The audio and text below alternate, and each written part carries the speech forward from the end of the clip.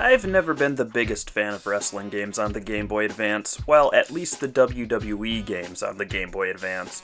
But because I'm such a die-hard wrestling fanatic, I inevitably ended up playing these bad games as a kid.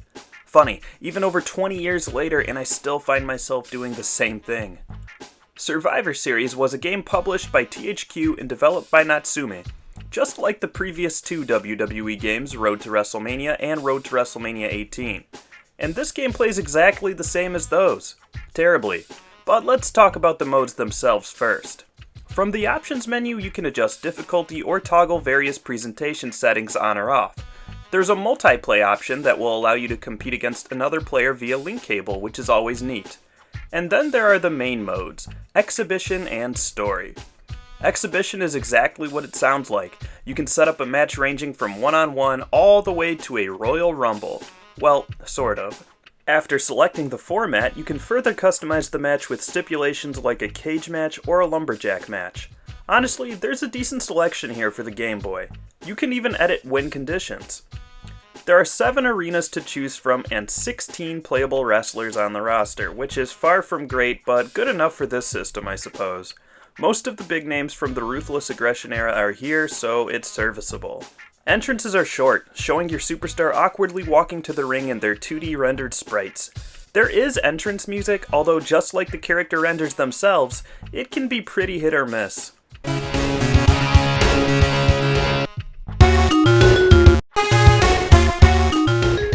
But as far as GBA graphics go, this game looks fine. Its visuals are far from the problem. So let's talk about why this game sucks. For starters, they opted to reuse the same camera from the previous game, Road to Mania 18. This means the gameplay mimics a side-scrolling beat-em-up, which is great for 2D fighters like Street Fighter or Mortal Kombat, but less than ideal in formats that rely heavily on grappling timing like pro wrestling. I get that this is the Game Boy Advance, but if you were to recycle an already dated game engine like they did here, the least you can do is tweak the camera to an isometric view like Fire Pro Wrestling has. I feel you lose all depth perception in a side view, and it makes it so that if you're not 100% facing your opponent directly, you're going to miss your target, which happens frequently, by both you and the AI for that matter. Now of course, when using GBA hardware, you're limited to an A and B button, 2 shoulder buttons, and then start and select. That's it. So the game accounts for this by having you hold buttons instead of quickly pushing them to perform certain movements and grapples. The problem with that is it simply doesn't work well.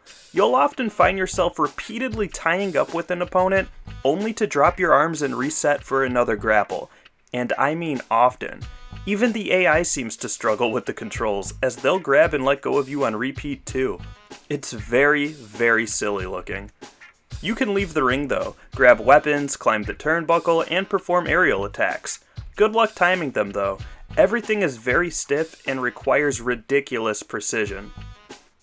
The gimmick matches are just that, gimmicky. The cage match is okay, but opponents rarely sell long enough for you to scale the walls comfortably, so every match will be a photo finish, regardless of how badly one-sided your beatdown was.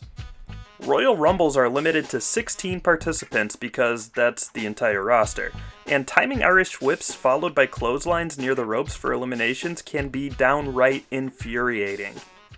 Then there are the team matches, which involve up to 4 teams of 3 wrestlers. It plays like a series of Fatal 4-Way matches featuring 1 superstar from each team and continues until all rounds are complete. It's a unique match concept, but it's kind of weird, especially after 1 superstar scores a pinfall and then you see the 3 superstars from the remaining teams just kinda awkwardly leave the ring together so the next 3 can come in. It's a funny visual, but I kind of had fun with it.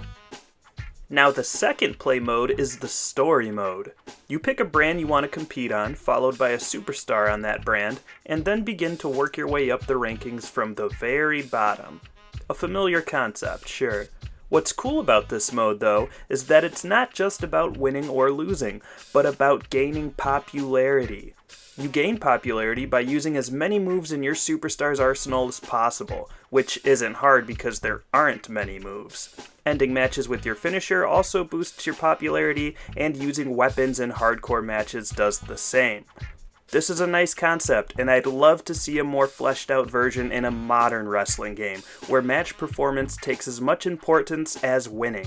It's just too freaking bad that the gameplay in this game is so horrendous it makes progressing in this mode a chore. I mean, for crying out loud, even attempting a pinfall is a chore. You're supposed to hold down L near your opponent's legs to initiate a pinfall, but it only works like half the time. Seriously, you'll hit a finisher and then go for a pinfall and your superstar will just straight out refuse to go for the pin. It's crazy. Sometimes it works, sometimes it doesn't.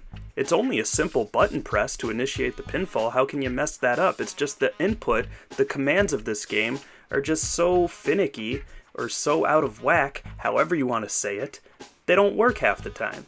It's crazy. A pro wrestling game where the pinfalls are busted. Madness. At the end of the day, if you're looking for a pro wrestling game to play on the Game Boy Advance, I'd recommend the Fire Pro series. Its gameplay is much more layered than the WWE games and just more fun too. This game is a disappointment, mostly because it was this developer's third attempt at a WWE game, and they took a couple years off from the last entry to make it. I'd rate this game a 3 out of 10, and the only reason it's that high is because of the story mode. The gameplay just holds Survivor Series down too much, and as I always say, if you don't have good gameplay, you don't have jack.